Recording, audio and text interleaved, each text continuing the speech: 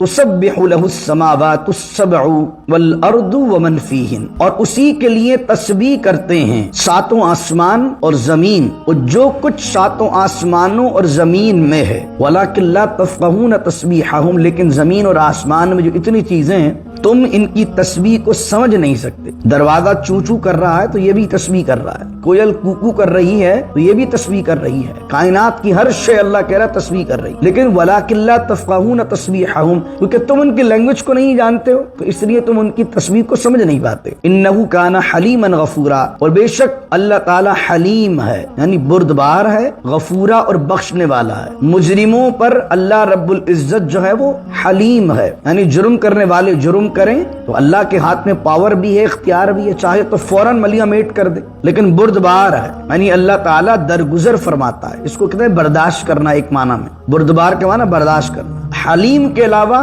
غفورا بھی ہے، چاہے تو ایک گناہ پر ہی بندے کو ملیا میٹ کر دے لیکن موقع دیتا ہے توبہ کا، اور توبہ کر لو تو زمانے ماضی میں، مستقبل زمانے ماضی میں، پچھلی زندگی میں جتنے گناہ کیے ہوں اللہ تعالیٰ معاف فرما دیتا۔ اب یہاں اس آیت کو سمجھیے، پہلے علماء نے اس آیت کی دو تفسیریں بیان کی ہیں۔ ایک تفسیر تو یہ بیان کی ہے کہ ہر چیز تسبیح کر رہی ہے، تو کیا ایکچولی تسبیح کر رہی ہے؟ ہر چیز، یہ جو کرسی ہے، یہ دروازہ ہے، یہ جو پتے ہیں، نباتات ہیں، آسمان ہے، کہ ایکچولی تسبیح کر رہے ہیں؟ ایک رائے تو علماء کی یہ ہے، جو مفسرین کی، وہ کہتے ہیں کہ تسبیح کرنے سے مراد یہ ہے لی امری واحلل عقدۃ من لسانی یفقهوا قولی، اللہم صلی علی سیدنا و مولانا محمد معدن الجود والکرم وآلہ وصحبہ وبارک وسلم، ولقد صرفنا فی هذا القرآن لیذکروا وما یزیدہم الا نفورا، صدق اللہ مولانا العظیم۔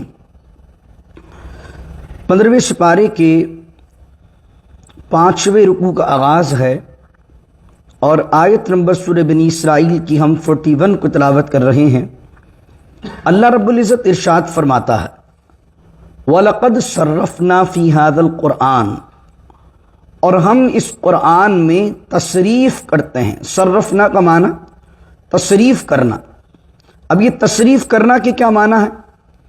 تصریف کا معنی ہوتا ہے پھیرنا، طرح طرح سے، مختلف انداز سے کسی چیز کو بیان کرنا، اس کو کہتے ہیں تصریف۔ اللہ رب العزت کہتا ہے کہ ہم ہدایت کی باتیں اس قرآن میں مختلف انداز سے، مختلف طریقے سے بیان کرتے ہیں، کہ یہ طریقہ سمجھ میں نہیں آئے تو چلو اس طریقے سے تمہیں توحید کی بات سمجھ میں آ جائے۔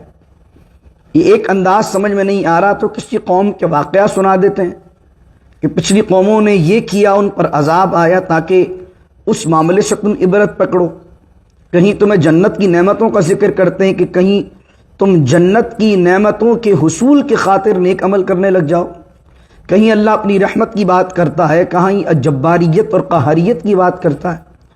تو اللہ کہتا ہے کہ ہم تصریف کرتے ہیں، پھیر پھیر کر لاتے ہیں اس قرآن میں باتوں کو، کس لیے؟ لیذکروا، تاکہ تمہیں یاد دہانی ہو کہ تمہیں کس لیے بنایا گیا ہے، تاکہ تم اس سے نصیحت حاصل کرو اس انداز سے۔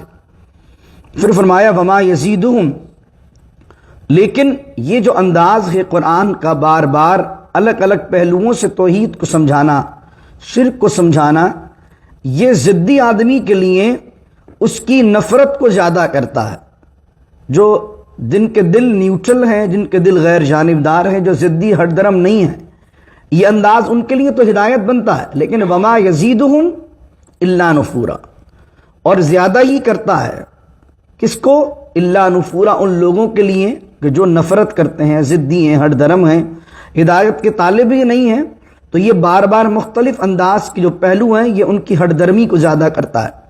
قل لو کان معہ، اے حبیب فرما دیجیے، لو کان معہ آلہۃ کما یقولون، اگر اللہ کے ساتھ کوئی اور معبود بھی ہوتے، کما یقولون، جیسا کہ تم کہتے ہو۔ مشرکین کہتے تھے کہ اللہ جو ہے وہ رب الاعظم ہے، بڑا خدا ہے، اور اس کے علاوہ جو بت ہیں وہ چھوٹے چھوٹے خدا ہیں، اور ان کا کانسیپٹ اس لیے تھا کہ کسی بھی چیز کی سرداری کو چلانے کے لیے اور بادشاہت کو چلانے کے لیے کارندوں کی ضرورت پڑتی ہے، گورنر کی ضرورت پڑتی ہے، تو دنیا کی بادشاہوں اور سلطنتوں کو دیکھ کر اللہ پر قیاس کرتے تھے کہ اللہ بھی اکیلا معاذ اللہ پوری کائنات کو نہیں چلا سکتا، تو وہ چھوٹے چھوٹے بت بنائے ہوئے تھے انہوں نے. تو اللہ رب العزت اس بات کا رد کر رہا ہے اور اس شرک کی نفی کر رہا ہے. فرماتا ہے اے حبیب فرما دیجئے لو کان معہ آلہۃ، جیسا کہ وہ کہتے ہیں اگر اللہ کے ساتھ کوئی آلہہ ہوتا، اذا لابتغوا الی ذی العرش سبیلا، تو تب تو وہ جو آلہہ ہے، وہ جو معبود ہیں، وہ ضرور تلاش کرتے عرش والے کی طرف کوئی راستہ، کوئی راہ. اس سے مراد کیا ہے؟ اس سے مراد یہ اذا لابتغوا الی ذی العرش سبیلا سے کہ جب کسی سلطنت کے اندر گورنرز ہوتے ہیں، پھر بڑا بادشاہ ہوتا ہے، تو چھوٹے چھوٹے گورنر اس بات کے متلاشی رہتے ہیں، طالب رہتے ہیں کہ کہیں ہمارا داؤ چلے اور ہم بڑے بادشاہ کو گرا دیں اور اپنی حکومت قائم کر لیں. یہی ہوتا ہے نا سلطنت میں. اللہ رب العزت نے اس بات کا اس مثال کے ذریعے رد فرمایا کہ اگر اللہ کے علاوہ کوئی معبود ہوتے جو تم نے بنائے ہوئے ہیں، تو یہ سارے چھوٹے چھوٹے معبود یونٹی کر کے، اتحاد کر کے اللہ کے خلاف کھڑے ہو جاتے اور اللہ کو گرانا چاہتے معاذ اللہ. لیکن کائنات کب سے بنی ہوئی ہے کہ تم نے کبھی دیکھا کہ کوئی اللہ کے مقابلے میں آ گیا ہو معبود بننے کے لیے اور اللہ سے لڑ رہا ہو؟ تو یہ جو تم نے چھوٹے چھوٹے معبود بنائے ہوئے ہیں، یہ تم نے ایک اللہ پر بہتان باندھا ہوا ہے، جھوٹ باندھا ہوا ہے. فرمایا سبحانہ، اللہ تعالی کی ذات میں شریک ٹھہرانا، اس کی ذات کی طرف عیب کو منسوب کرنا ہے. تو اللہ کہہ رہا سبحانہ، اللہ اس سے پاک ہے. وتعالی عما یقولون، اور بلند ہے، بالا ہے، عما یقولون، اس چیز سے جو کہ وہ کہہ رہے ہیں اللہ کے بارے میں. اور علوا کبیرہ، بہت ہی بلند والا ہے. اللہ تعالیٰ ان چیزوں سے پاک ہے، اور جو چیز یہ بیان کر رہے ہیں اس سے بہت ہی بلند والا ہے. تسبح له السماوات السبع والارض ومن فیہن، اور اسی کے لیے تسبیح کرتے ہیں ساتوں آسمان اور زمین، اور جو کچھ ساتوں آسمانوں اور زمین میں ہے. میں نے پہلے بھی آپ کو بیان کیا تھا کہ آسمان جو ہیں 7 ہیں، اس لیے اس کے لیے جمع کا صیغہ آتا ہے، یعنی کہ 7 آسمان ہیں. لیکن جب بھی زمین کی بات ہوتی ہے تو اللہ تعالیٰ اس کے لیے پلورل استعمال نہیں کرتا ہے بلکہ سنگولر استعمال کرتا ہے. یعنی سماوات یہ پلورل ہے، اس کا واحد کیا ہے؟ سما. لیکن اللہ رب العزت فرماتا ہے سماوات والارض. تو قرآن کریم کے اندر سوائے ایک مقام کے کہیں اس بات کی طرف اشارہ نہیں ہے کہ زمینیں بھی 7 ہیں. لیکن وہ کہاں اشارہ ہے؟ وہ 29 پارے میں آپ پڑھیں گے. اللہ الذی خلق السماوات والارض مثلہن کے الفاظ ہیں. ابھی آیت ایگزیکٹلی میرے ذہن میں نہیں آئی کہ 7 آسمان ہیں، والارض مثلہن، اور اسی کے مثل جو ہے وہ 7 زمینیں ہیں. تو اس آیت سے مثلہن کے لفظ سے علماء نے پھر احادیث اس کی تائید کرتی ہیں کہ زمینیں بھی 7 ہیں. لیکن اس کے علاوہ کسی اور مقام پر بھی 7 آسمانوں کا ذکر تو آیا ہے لیکن 7 زمینوں کا ذکر نہیں آیا. واللہ تعالی عالم. تو اللہ کہہ رہا ہے کہ تسبیح بیان کرتے ہیں اللہ کے لیے 7 آسمان اور زمین، اور جو کچھ ان 7 آسمانوں اور زمینوں میں ہے. وَإِن مِّن شَيْءٍ، اور کوئی چیز تسبیح بیان نہیں کرتی ہے مگر کوئی چیز بیان نہیں کرتی ہے مگر تسبیح حمد کے ساتھ. اب تسبیح کس سے کہتے ہیں اور حمد کس سے کہتے ہیں، یہ دونوں بات بھی سمجھنے کی ہے. تسبیح کا معنی ہوتا ہے اللہ کی اس طرح پاکی بیان کرنا کہ اللہ تعالیٰ ہر عیب سے، ہر احتیاج سے، ہر کمزوری سے، ہر ضرورت سے پاک ہے. جب ہی ہم کیا کہتے ہیں؟ سبحان اللہ. تو یہ ہے تسبیح. لیکن حمد کیا ہے؟ پہلے اس بات کا اقرار کرنا کہ اللہ رب العزت ہر عیب سے پاک، اللہ رب العزت ہر کمزوری سے پاک، اللہ رب العزت ہر احتیاج سے پاک. جب یہ اقرار کر لیا یہ تسبیح ہو گئی. تحمید کیا ہے؟ کہ اس کی شان کے لائق کیا کیا چیزیں ہیں. وہ واحد ہے، وہ تنہا ہے، وہ بادشاہ ہے، وہ مالک ہے، وہ ذو الجلال والاکرام ہے. ساری کائنات کی ملکیت اس کے ہاتھ میں ہے. وہ تخلیق کرنے والا خالق ہے، رزاق وہ ہے. یہ اللہ کی تعریف بیان کرنا یہ تحمید ہے. تو ہر چیز بیان نہیں کرتی مگر اس کی تسبیح بیان کرتی ہے تحمید کے ساتھ، حمد کے ساتھ. وَلَٰكِن لَا تَفْقَهُونَ تَسْبِيحَهُمْ، لیکن زمین اور آسمان میں جو اتنی چیزیں ہیں تم ان کی تسبیح کو سمجھ نہیں سکتے۔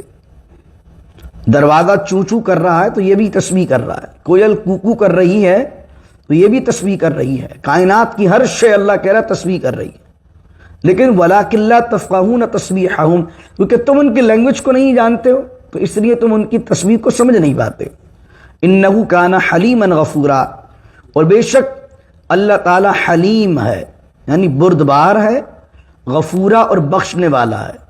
مجرموں پر اللہ رب العزت جو ہے وہ حلیم ہے، یعنی جرم کرنے والے جرم کریں تو اللہ کے ہاتھ میں پاور بھی ہے، اختیار بھی ہے، چاہے تو فوراً ملیامیٹ کر دے، لیکن بردبار ہے، یعنی اللہ تعالیٰ درگزر فرماتا ہے۔ اس کو کہتے ہیں برداشت کرنا، ایک معنی میں بردبار کے معنی برداشت کرنا۔ حلیم کے علاوہ غفورا بھی ہے، چاہے تو ایک گناہ پر ہی بندے کو ملیامیٹ کر دے لیکن موقع دیتا ہے توبہ کا، اور توبہ کر لو تو زمانے ماضی میں، زمانے ماضی میں، پچھلی زندگی میں جتنے گناہ کیے ہوں اللہ تعالیٰ معاف فرما دیتا ہے۔ اب یہاں اس آیت کو سمجھیے، پہلے علماء نے اس آیت کی دو تفسیریں بیان کی ہیں۔ ایک تفسیر تو یہ بیان کی ہے کہ ہر چیز تسبیح کر رہی ہے، تو کیا ایکچولی تسبیح کر رہی ہے؟ ہر چیز، یہ جو کرسی ہے، یہ دروازہ ہے، یہ جو پتے ہیں، نباتات ہیں، آسمان ہے، کہ ایکچولی تسبیح کر رہے ہیں؟ تو ایک رائے تو علماء کی یہ ہے، جو مفسرین کی، وہ کہتے ہیں کہ تسبیح کرنے سے مراد یہ ہے اس کی بناوٹ، اس کا اسٹرکچر۔ جس طرح اگر تصویر کو آپ دیکھیں تو آپ تصویر کی بیوٹی کو دیکھ کر آٹومیٹیکلی اس کے بنانے والے، اس کے مصور کی تعریف کرنے لگ جاتے ہیں، پینٹر کی تعریف کرنے لگ جاتے ہیں کہ جناب تصویر اتنی خوبصورت بنی ہوئی ہے، تو بتائیے بنانے والے نے کتنے حسن کے ساتھ اس کو بنایا ہوگا۔ ایک تو معنی یہ ہے کہ ہر چیز اپنی اسٹرکچر کے اندر اللہ رب العزت کی بناوٹ کی اٹ سیلف تعریف ہے، کہ آدمی اس کو دیکھے گا تو دیکھ کر اللہ کی تسبیح بیان کرے گا۔ ہر چیز اللہ کی بناوٹ پر اس کی حمد ہے، اس کی تعریف ہے۔ جو دوسرا معنی یہ ہے جو اکثر مفسرین نے کیا کہ ایکچولی تسبیح وہ کر رہی ہیں، اس کا ثبوت ہمیں احادیث سے مل جاتا ہے۔ بخاری شریف میں اور ترمذی کی روایت میں عبداللہ ابن عباس رضی اللہ عنہما فرماتے ہیں کہ ہم رسول اللہ صلی اللہ علیہ وسلم کے ساتھ کھانا کھا رہے ہوتے تھے تو اس کھانے کے اندر سے اللہ کی تسبیح کی آواز کو سنتے تھے۔ اللہ دوسری روایت جو ترمذی اور نسائی میں موجود ہے، نبی کریم صلی اللہ علیہ وسلم نے فرمایا، حضرت جابر سے بھی روایت ہے اور حضرت علی نے بھی اس روایت کو نقل کیا، حضور نے فرمایا میں مکے میں آج بھی اس پتھر کو جانتا ہوں کہ جب میں اعلان نبوت سے پہلے اس کے پاس سے گزرا کرتا تھا تو وہ پتھر مجھے سلام کرتا تھا، السلام علیک یا رسول اللہ۔ تو پتہ لگا کہ وہ پتھر بھی تسبیح کرتے ہیں۔ تیسری چیز، امام بخاری رحمہ اللہ بخاری شریف میں کئی طرق سے، ملٹیپل چین آف نیریٹرز سے لے کر آئے حدیث۔ وہ کہتے ہیں رسول اللہ صلی اللہ علیہ وسلم کی عادت کریمہ تھی کہ جب مسجد نبوی کچی تھی، ابتدائی مسجد تھی، تو حضور ایک کھجور کے تنے سے ٹیک لگا کر حضور خطبہ دیا کرتے تھے۔ حضور کی عادت کریمہ تھی۔ امام بخاری کئی مرتبہ بخاری میں اس حدیث کو لے کر آئے، کہا کہ ایک عورت کا ایک غلام تھا جو بہترین بڑھئی تھا، بہترین لکڑی کا کام جانتا تھا۔ اس نے رسول کریم صلی اللہ علیہ وسلم کے لیے ایک ممبر تیار کیا اور اس عورت نے حضور کو وہ ممبر گفٹ کر دیا۔ نبی کریم صلی اللہ علیہ وسلم نے ایک عرصے تک اس کھجور کے تنے سے آپ نے ٹیک لگائی اور حضور جان عالم صلی اللہ علیہ وسلم ممبر آنے کے بعد اس پر تشریف فرما ہوئے۔ امام بخاری لکھتے ہیں کہ صحابہ کرام رضوان اللہ علیہ مجمعین کہتے ہیں کہ جیسے ہی حضور پر ممبر پر بیٹھے اور ممبر پر بیٹھ کر آپ نے خطبہ دینا شروع کیا تو اس کھجور کے تنے سے رونے کی آواز آنے لگی۔ اس کو امام بخاری نقل کر رہے ہوں، کئی ترک سے نقل کر، رونے کی آواز آنے لگی جس کو تمام مجلس میں تمام لوگوں نے سنا بھی۔ اور نبی کریم صلی اللہ تعالی علیہ وسلم پھر ممبر سے اٹھ کر آئے اور تنے پر آپ نے ہاتھ پھیرا تو یہ جو احادیث ہیں یہ بیان کرتی ہیں کہ درخت ہوں، شجر ہوں، حجر ہوں، یہ تمام چیزیں اللہ کی تشریح بیان کرتی ہیں، لیکن ہمارے پاس وہ سماعت کا شعور نہیں ہے، ہمارے پاس وہ کان نہیں ہے کہ جو ان کی باتوں کو سن سکیں اور سمجھ سکیں۔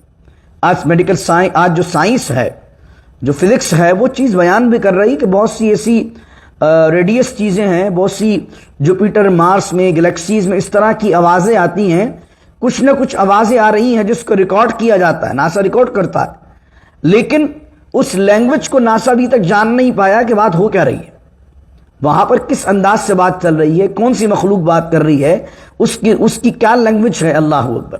تو ہر چیز اللہ کی تشریح بیان کر رہی ہے، قرآن کی یہ آیت یہ بیان کر رہی ہے۔ تو اکثر مفسرین کہتے ہیں کہ ایکچولی بھی تفسیر بیان کر رہی ہے، لیکن اللہ کہہ رہا ہے وَلَٰكِن لَا تَفْقَهُونَ تَسْبِيحَهُمْ، لیکن تم ان کی تسبیح کو سمجھ نہیں سکتے۔ تو جب ہر چیز تسبیح بیان کر رہی ہے تو ہمیں بھی چاہیے کہ ہم اللہ کی تسبیح بیان کریں، چلتے پھرتے، اٹھتے بیٹھتے، تسبیح کے ساتھ کیا کریں، حمد بھی کریں۔ اور تسبیح اور حمد دونوں کو ملا کر کیا الفاظ ہیں؟ حضور نے فرمایا دو الفاظ ایسے ہیں، بخاری کے سب سے آخری حدیث ہے، یعنی بخاری کے جب ختم بخاری ہوتا ہے تو سب سے لاسٹ حدیث یہ پڑھائی جاتی ہے جو میں بیان کر رہا ہوں آپ کے سامنے۔ رسول اللہ علیہ السلام فرماتے ہیں کہ دو کلمات ایسے ہیں جو زبان پر بڑے ہلکے ہیں، اور حضور علیہ السلام فرماتے ہیں لیکن میزان پر جب نامہ اعمال تولے جائیں گے اس عمل کے اندر، عمل کے کھانے میں وہ بڑے بھاری ہیں، ہیوی ہیں۔ وہ کون سے کلمات ہیں؟ سبحان اللہ و بحمدہ، سبحان اللہ العظیم، سبحان اللہ و بحمدہ، سبحان اللہ العظیم۔ تو یہ چلتے پھرتے معمول بنائیے اپنا۔ وَإِذَا قَرَأْتَ الْقُرْآنَ، اور اے حبیب جب آپ قرآن کی تلاوت کرتے ہیں، اس کو قرات کرتے ہیں، جعلنا بینک و بین الذین لا یؤمنون بالآخرہ، تو ہم آپ کے درمیان اور وہ لوگ جو آخرت پر ایمان نہیں رکھتے ان کے درمیان حجابم مستورا، ایک حجاب قائم کر دیتے ہیں، ایک پردہ بنا دیتے ہیں۔ اور مستورہ، مستورہ کا معنی چھپی ہوئی۔ بعض اوقات پاکستان، ہندوستان میں آپ لیڈیز سیکشن کی طرف جائیں گے تو انگلش میں لکھا ہوگا لیڈیز اور نیچے لکھا ہوگا مستورات، اگر آپ کو یاد ہو مستورات لکھا ہوتا ہے۔ تو مستورات کا مطلب وہ لوگ، وہ طبقہ کہ جو کورڈ رہتا ہے، مستورات کی جگہ ہے یعنی کہ جو چھپا ہوا رہتا ہے، تو وہی لفظ ہے مستورہ، حجابم مستورہ، ایک پردہ حائل کر دیا ہے۔ وہ پردہ کیسا ہے؟ دکھے گا نہیں کہ کوئی کرٹن لگا ہوا ہے، پردہ ہے لیکن مستورہ ہے، چھپا ہوا پردہ ہے۔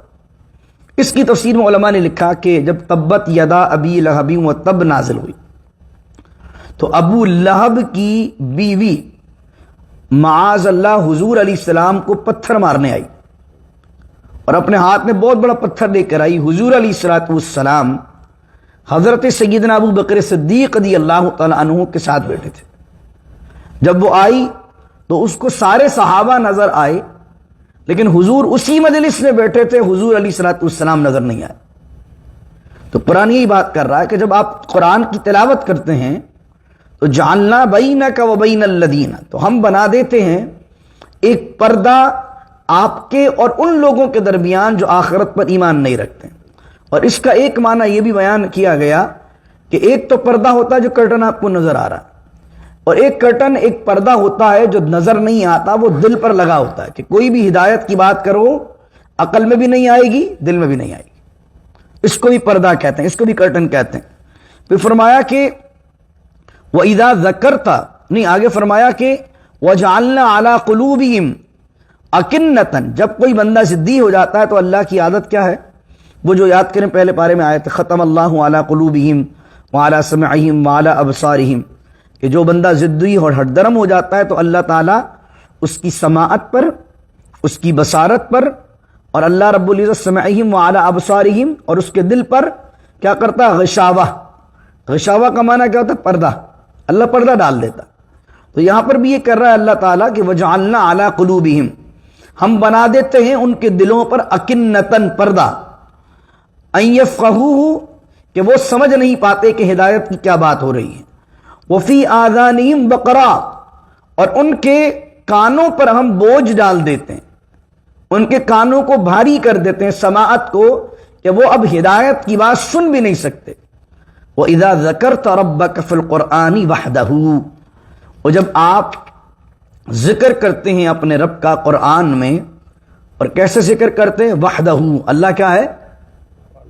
وحدہ. ہم کہتے ہیں نا لا الہ الا اللہ وحدہ لا شریک لہ، تو یہ ہمارا کلمہ جو ہے نا وہ مشرک پر بڑا گراں گزرتا ہے، ہمیں کچھ کہنے کی حاجت ہی نہیں.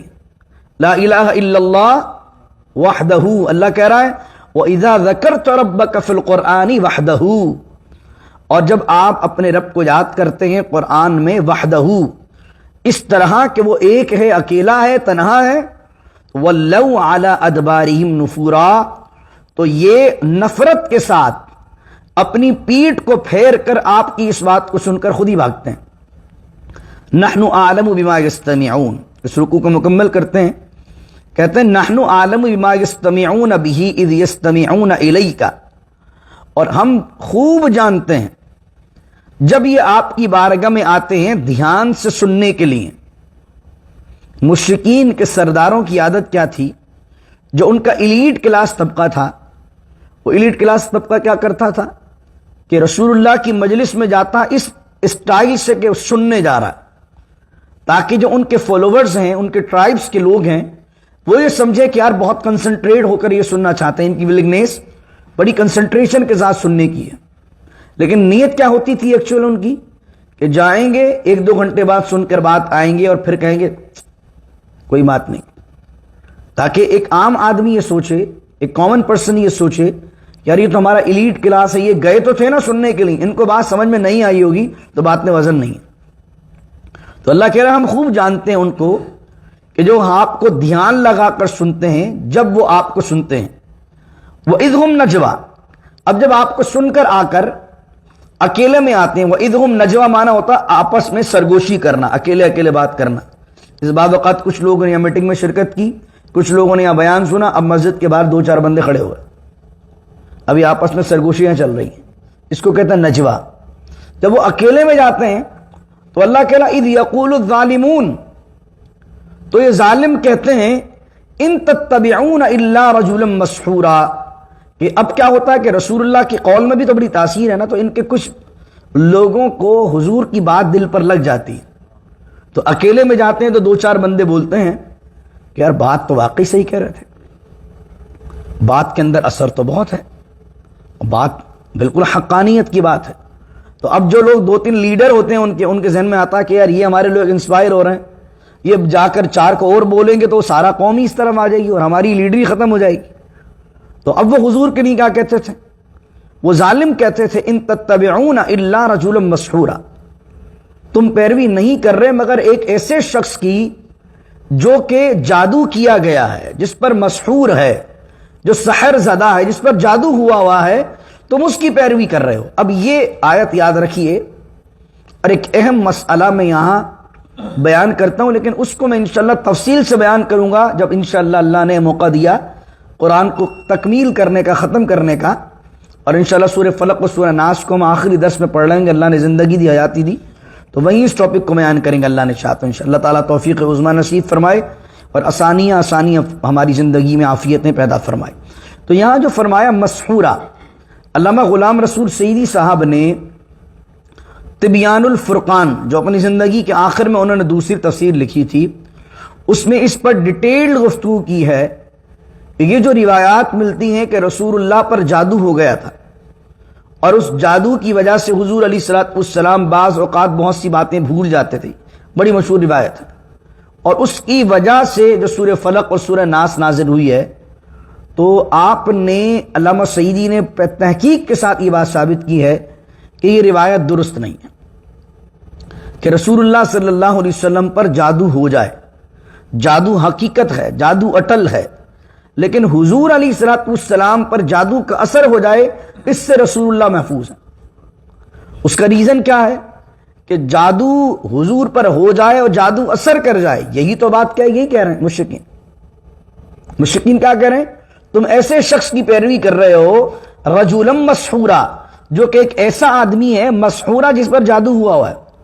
تو یہ کبھی کچھ کہتا ہے، کبھی کچھ کہتا ہے، معاذ اللہ علیہ باللہ تعالی. تو وہ جو روایات اسلامی کلیکشن میں ہمیں ملتی ہیں، علامہ سعیدی نے ان روایات کے ضعف پر اشارہ کیا ہے کہ وہ روایات اس قابل نہیں ہیں کہ ہم ان روایات کی بنیاد پر یہ بات کہہ سکیں کہ حضور پر جادو کا اثر ہوا، کیونکہ اگر جادو کا اثر ہوگا، اس کا میں نے آپ کو اشارہ جب میں نے شفا شریف پہ درس دیا تھا اس میں بھی کیا تھا کہ اگر ہم یہ مانیں کہ حضور پر جادو ہو گیا ہے تو بہت سی صورتوں میں قرآن کریم مشکوک ہوگا، یعنی حضور پر کوئی وحی آئی اور وحی ہونا ہو، کیونکہ حضور پر تو جادو کا اثر ہوا تھا، تو حضور نے کچھ وہ چیز بیان کر دی ہو جو وحی نہیں تھی اور وہ قرآن میں ایڈ ہو گئی الیاذ باللہ تعالی۔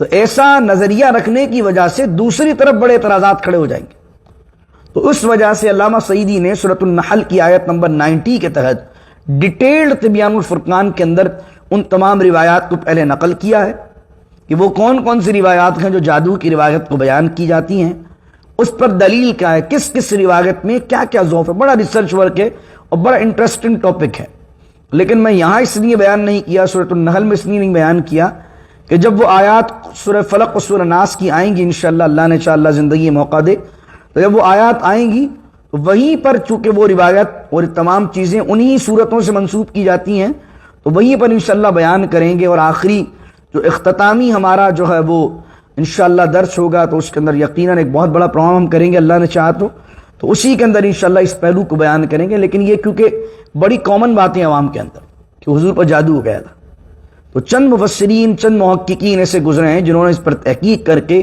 اس کو ثابت کیا، اور میرے دل کو بھی بات یہ لگتی ہے، حالانکہ دوسری طرف بڑے بڑے علماء وہ بھی ہیں کہ جنہوں نے جادو کو بیان کیا ہے کہ جادو کا اثر ہوا ہے، لیکن دل کو یہ بات لگتی ہے جو ان کی تحقیق میرے دل کو لگتی ہے، میرا اپنا ذاتی نظریہ بھی ہے کہ جو جادو نہ ہوا اور جادو حضور پر اثر نہیں کر سکتا، یہ اپینین، یہ نظریہ زیادہ مضبوط ہے، کیونکہ اس نظریے کو رکھنے کی وجہ سے وہ تمام اعتراضات آٹومیٹکلی ختم ہو جائیں گے جو قرآن پر ہو رہے ہیں یا ذات رسول پر ہو رہے ہیں الیاذ باللہ تعالی۔ اور جب ایک عام آدمی، ایک مفتی یا عالم یا عامل اپنے آپ کو رب کا کلام پڑھ کر جادو سے محفوظ رکھ سکتا ہے تو سوچو جس پر قرآن نازل ہوا وہ اللہ نے اس کو کتنا جادو سے محفوظ رکھا۔ اللہ اکبر۔ پھر فرمایا انظر کیف ضربوا لک الامثال، اب کبھی حضور کو یہ شاعر کہتے، کبھی مجنون کہتے معاذ اللہ، کبھی جادوگر کہتے، تو اللہ کہتا ہے انظر کیف ضربوا لک الامثال، پیارے دیکھو یہ تمہارے لیے کیسی کیسی مثالیں بیان کرتے ہیں الٹے سیدھے الفاظ، فضلوا تو یہ گمراہ ہو گئے، فلا یستطیعون سبیلا، اور اب تمہیں یہ برا کہہ رہے ہیں، تمہاری بے ادبی کر رہے ہیں، تو اب یہ سیدھے راستے کی استطاعت رکھ ہی نہیں سکتے، سیدھے راہ کی طرف آ ہی نہیں سکتے، کیونکہ اب یہ تمہارے بے ادب ہو گئے۔ اب یہ دیکھ رہے ہیں کہ اللہ رب العزت اپنے محبوب سے کتنا پیار کرتا ہے کہ بعض اوقات اللہ کہیں بیان کرتا ہے کہ اگر تم شرک کر رہے ہو تو انہ کان حلیما غفورا، لیکن اگر تم رب کے محبوب کی شان میں کوئی بات کر رہے ہو تو اب تمہارے پاس تو کوئی چانس ہی نہیں ہدایت کا۔ اللہ اکبر۔ وقالوا اذا كنا عظاما، آخری آیات ہیں اس رکوع کی، اور اس بات کی طرف حضور پر اعتراض کرتے تھے مشرکین کہ مرنے کے بعد کوئی دوبارہ اٹھ سکتا۔ وقالوا، اور وہ کہتے ہیں اذا كنا عظاما ورفاتا، کیا جب ہم ہو جائیں گے ہڈیاں، عظاما ہڈیاں، اور ورفاتن اور چورا چورا، ریزہ ریزہ، بعض وقت کیا ہوتا ہے بندہ پہلے ہڈی بنتا ہے پھر ہڈی کا بھی کئی سالوں بعد کیا ہو جاتا ہے، چورا چورا ہو جاتا ہے۔ تو اب وہ کہتے تھے وقالوا اذا كنا عظاما ورفاتا، وہ کہتے تھے کہ اگر ہم ہو جائیں گے ہڈیاں اور چورا چورا، انا لمبعوثون خلقا جدیدا، تو کیا پھر دوبارہ ہمیں نیا سرے سے پیدا کیا جائے گا، ہمیں دوبارہ سے نئی طرح اٹھایا جائے گا۔ اب یہ اعتراض کرتے تھے کہ ایک چورا چورا ہڈی ہونے کے بعد آدمی دوبارہ کیسے اٹھ سکتا، تو اللہ کہہ رہا اے حبیب فرمائیے، قل کہیے، کونوا حجارتا او حدیدا، ہڈی تو چلو چورا ہو جاتی ہیں، اللہ کہہ رہا ہے کونوا حجارتا، ہو جاؤ تم پتھر، حجارہ مانے پتھر، او حدیدا، حدید کہتے ہیں لوہے کو، آئرن۔ فرمایا قل کونوا حجارتا او حدیدا، اے حبیب ان سے کہیے ہو جاؤ تم پتھر یا لوہا، او خلقا مما یکبر فی صدورکم، یا اس سے بھی کوئی سخت چیز تمہارے ذہن میں ہو تو تم وہ ہو جاؤ. فَسَيَقُولُونَ مَن يُعِيدُنَا، تو تب بھی اللہ تعالیٰ تمہیں اٹھا کر رہے گا. تم ہڈی اور چورے کی بات نہ کرو، تم لوہا بھی ہوتے، تم پتھر بھی ہوتے، یا اس کے علاوہ کوئی اور چیز تمہارے ذہن میں ہو جو اس سے سخت ہو تو ہم تب بھی تمہیں اٹھاتے. تو فَسَيَقُولُونَ مَن يُعِيدُنَا، تو ان قریب وہ کہیں گے مَن يُعِيدُنَا، کون ہے جو ہمیں اٹھائے گا. اب یہ سوال کرتے کہاں بھائی کون ہے بندہ وہ جو اٹھائے گا، معاذ اللہ، الیاذ باللہ تعالیٰ الٹی بات کرتے. تو اللہ فرماتا ہے قل، اے حبیب کہیے، الذی فطرکم اول مرہ، دوبارہ بھی تمہیں وہی اٹھائے گا جس نے پہلی مرتبہ اٹھایا. تم کیا تھے؟ سوچو صحیح، تمہاری جو پیدائش ہے وہ ایک نطفہ ہے، پانی ہے. جب اس پانی سے اتنا بڑا اسٹرکچر تمہارا اللہ بنا سکتا ہے تو کیا دوبارہ نہیں بنا سکتا تم؟ تو اب وہ کیا کرتے، جو ہٹ درم آدمی ہوتا ہے وہ الٹے سیدھے سوال ہی کرتا ہے. تو اللہ نے ان کا اسٹائل بیان کیا، فَسَيُنْغِضُونَ إِلَيْكَ رُؤُوسَهُمْ، تو پیارے وہ آپ کے سامنے اپنے سروں کو ہلاتے ہیں. اچھا، طنزیہ انداز میں، مذاقی انداز میں جب حضور کہتے ہیں کہ جس نے پہلی مرتبہ اٹھایا وہی تمہیں اٹھائے گا، فَسَيُنْغِضُونَ، فَسَيُنْغِضُ کا معنی کیا ہوتا ہے؟ سر کو ہلانا. فَسَيُنْغِضُونَ إِلَيْكَ رُؤُوسَهُمْ، تو پیارے یہ اپنے سر کو ہلائیں گے. وَيَقُولُونَ، اور کہیں گے اچھا تو بتائیے پھر کب ہو رہے ہیں، متى ہو، کب کرے گا وہ، کب ہمیں دوبارہ اٹھائے گا. یعنی طنزیہ انداز میں کہہ رہے ہیں کہ کب قیامت آئے گی. تو اللہ فرما رہا ہے اللہ، قل، اے حبیب فرمائیے ان سے، عسیٰ ان یکون قریبا، قریب ہی ہے وہ چیز، دور نہیں ہے. آخری آیت فرمایا یوم یدعوکم فتستجیبون بحمدہ وتظنون ان لبثتم الا قلیلا، اور وہ دن جو قیامت کا قائم ہوگا، یدعوکم، اللہ تعالیٰ تمہیں بلائے گا، پکارے گا، آ جاؤ. قبروں سے جب اللہ پکارے گا، فتستجیبون بحمدہ، تو تم سب دوڑ کر امیجیٹلی اللہ کی بارگاہ میں جب پہنچو گے، بحمدہ، اس کی حمد کرتے ہوئے. اس وقت تو کافر بھی اللہ کی حمد کرے گا اور مومن بھی حمد کرے گا. وَتَظُنُّونَ إِن لَبِثْتُمْ إِلَّا قَلِيلًا، اور تم گمان کرو گے، إِن لَبِثْتُمْ إِلَّا قَلِيلًا، کہ تم نے نہیں گزارا دنیا میں مگر تھوڑا وقت. یہ جو آج تمہیں 60 سالہ اور 70 سالہ زندگی دکھتی ہے نا، اور پھر وہ جو قبر کی ایک کئی سو سالوں پر محیط زندگی ہوگی، جب قیامت میں تم اٹھو گے تو وَتَظُنُّونَ، تم خیال کرو گے، إِن لَبِثْتُمْ، ہم نے کتنا عرصہ گزارا. تو تم سوچو گے یار اللہ قلیلہ، بہت تھوڑا عرصہ گزار کر ہم وہاں آئے. تو اصل ٹھکانہ آدمی کا آخرت ہے. اللہ رب العزت نے اس پورے رکوع کے اندر مشرکین کی کارگزاریوں کو اور مشرکین کے غلط نظریات کو بیان کیا، اور اس کے اندر یہ بیان کیا کہ ساری چیزیں اللہ کی تسبیح کر رہے ہیں. تو حضرت انسان کو بھی یہ چاہیے کہ وہ بھی اپنی زبان کو اللہ کی حمد سے، اس کی تسبیح سے تر رکھے. اور آج کے درس میں نے جو تسبیح آپ کو بتائی وہ کون سی بتائی ہے؟ بھول تو نہیں گئے آپ؟ سبحان اللہ و بحمدہ سبحان اللہ العظیم. حضور نے فرمایا 2 کلمے ہیں، زبان پر بڑے ہلکے ہیں، میزان پر بہت بھاری ہیں. تو اس کا تسلسل کے ساتھ اور پابندی کے ساتھ معمول بنائیے، چلتے پھرتے اس تسبیح کو پڑھیے. اللہ رب العزت اس تسبیح کی اور اللہ تعالیٰ کے ان اسماء کی ہمیں برکات نصیب فرمائے. بسم اللہ الرحمن الرحیم، الحمدللہ رب العالمین، والصلاة والسلام على اشرف الانبیاء والمرسلین. اللهم نور قلوبنا بالقرآن العظیم وزین اخلاقنا بالقرآن العظیم وادخلنا الجنة بالقرآن العظیم ونجنا من النار بالقرآن العظیم. وصلی اللہ تعالی علی خیر خلقہ محمد وعلى آلہ وصحبہ اجمعین برحمتک یا ارحم الراحمین. لا الہ الا اللہ محمد رسول اللہ صلی اللہ علیہ وسلم.